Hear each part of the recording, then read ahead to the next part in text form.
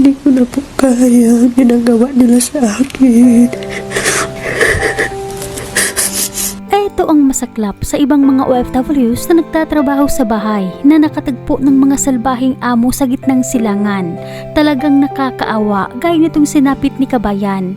Alam nyo ba, simula nang dumating si Kabayan sa Saudi sa bahay ng kanyang amo, ay hindi niya na nararanasan maligo.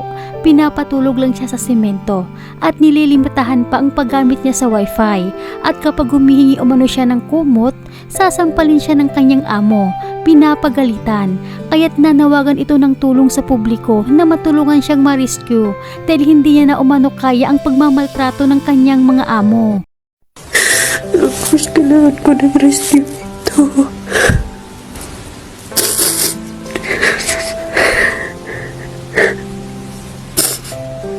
Hindi ko na po kaya ang ginagawa nila sa akin. Ayaw nila ako matulog dito sa additional to. Ako matulog sa sahig.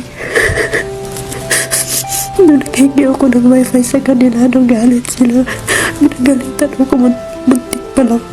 Muntik nila pasampal nila ako.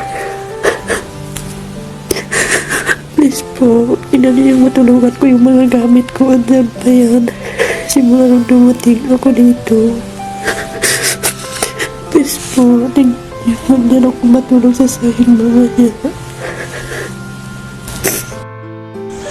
Yan pa yung kwarto ko, sir. Yan yung bag ko. Wala akong malalagyan ng ano. Yes, sir. Dito ako matutulog. Diyan. Pag may bisita sila, dito nila dalhin. Sila uupo. Yan po, sir. Sana po ma-rescue yun na po ako dito. Tapos yung CR ko pa, wala akong maliguan. Hinang-hina po ako dito, sir. Please. Dito ako matutulog. Yan. Dito sa labas.